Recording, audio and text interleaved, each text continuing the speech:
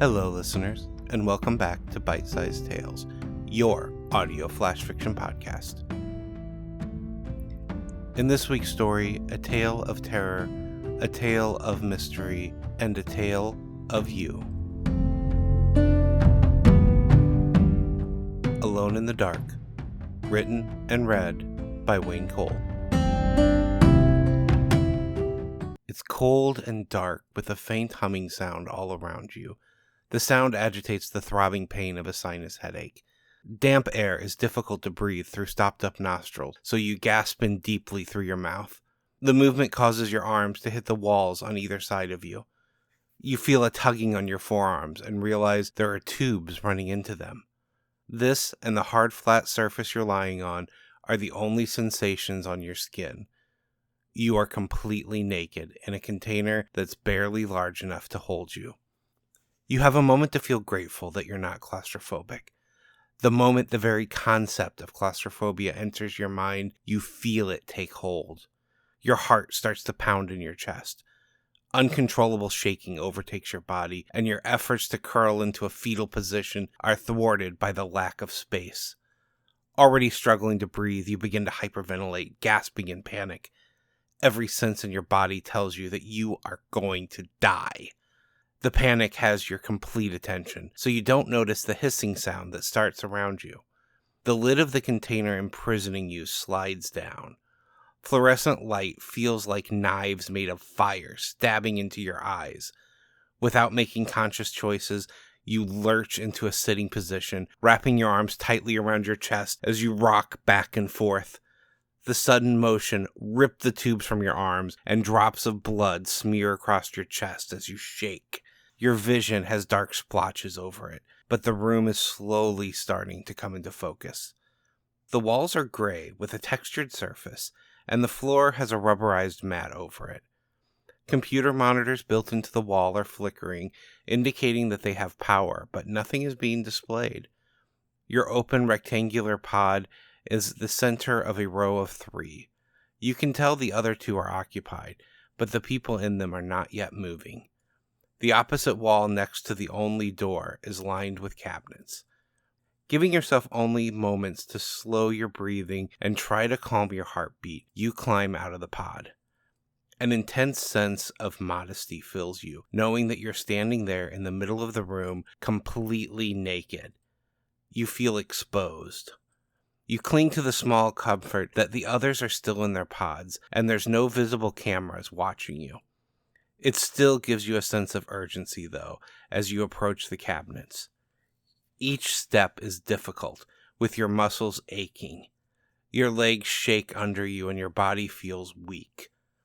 Vertigo and nausea overcome you just steps away from the cabinets. Your arms wrap around your stomach as you bend over and vomit onto the floor. Pain racks your body, with every sore muscle protesting.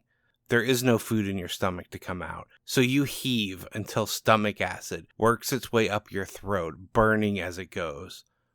Once again, you are gasping for breath, but this time tears have filled your eyes. You just want to curl up in a corner, but you know you can't do that. You have to push forward. Opening the cabinet, you find a selection of gray jumpsuits with a white trim on them. They're organized by size, and it only takes you a moment to find one that will fit you.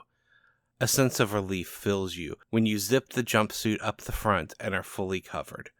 A tingling sensation runs across your skin everywhere that the cloth is touching it. Your fingers instinctively move to the zipper, ready to rip it off, but the sensation fades before you act. On one of the wall-mounted screens, you now see your vitals being displayed. Your mind tries to recall what normal is, but it is still so hard to think straight. Having addressed modesty concerns, you decide checking on the other 2 pods should be your next priority. Perhaps one of them will know where you are and what is going on. On still shaky legs, you make your way to the first pod. You reach out and grip the rim to help stabilize yourself. It takes a moment to compose yourself before examining the pod's inhabitant. Laying in front of you is a middle-aged, naked man. A scar runs across his upper chest, with a perpendicular one going down to his groin. His left arm is missing above the elbow, with a tube sitting loose in the pod below it. Another tube is running into his right forearm. You feel an aching where your own tubes had been ripped out now that you are consciously thinking about them. The man's face has an expression of sheer terror on it that you suspect will haunt your nightmares for the foreseeable future. He is not breathing. The final detail you notice is that the top of his skull has been removed and the brain cavity is empty. Once again, you vomit on the rubberized floor. The other chamber holds a naked woman you estimate to be in her 20s. Her body is intact and does not have any noticeable incision scars. For a moment, you hope that she's still alive, but she does not appear to be breathing either. You notice that the lid of her pod has a screen on it with a flashing red light. Leaning closer, you can make out words. System failure, specimen lost. Glancing over your shoulder, you make note that the other pods have a similar display, but they are blank. You look closely at the girl's face and feel her dead eyes bore into you. It feels like she is judging you for surviving while she did not. Not knowing who she is or even who you are doesn't prevent the irrational sense of guilt that fills you. I'm sorry. Your voice is raspy, and even these two words hurt to say. There may be supplies or answers in this room, but you cannot bear to stay in it any longer. It is a tomb now, and the dead judge you for not being one of them. You do not belong here, and you are not welcome. Staying longer will just bring more horror and nausea. The pain in your stomach muscles is already almost more than you can stand. Across the room, the door stands as a beacon of hope. Step after exhausting step, you move towards the door. It does not have a handle, but there is a control pad mounted on the wall to the right. With a hiss, the door slides to the side at your approach. Beyond is a hallway with doors lining both sides. Behind each door could be salvation, or it could hold more nightmares. You cannot bring yourself to find out which, so instead you continue to walk forward, wondering why you have not seen anyone else living. Ahead, the hall comes to an end. There are halls going to the left and the right, but it is a large window in front of you that has your complete attention. You lean back against the wall for support, but your shaky legs finally give out under you. With your arms wrapped tightly around your knees, you just sit there against the wall, rocking back and forth. Outside the window, the earth moves farther and further away from you. Even from space, you can see the fires burning on the dying planet. And now, a word from our author. Recently, myself and the other authors on this podcast have been talking about ruts and themes. Things that we normally write and just trying to get out of our comfort zones. This is a story completely out of my comfort zone. I don't normally write present tense, and I certainly don't normally write second-person perspective. I had the first couple sentences just pop into my head, and it started to form the beginnings of a story. As I thought about that story, I realized I wanted it to be more visceral than most of my writing. I kept thinking, what is the best way to really bring someone into the story?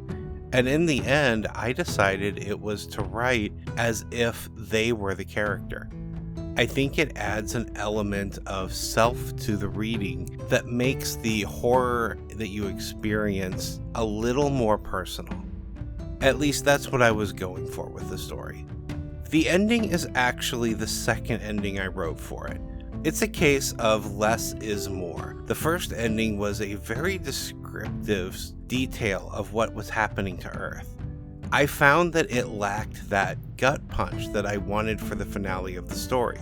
When I toned that all down to the very specific but vague description I did give in the story, I felt like it was a stronger ending.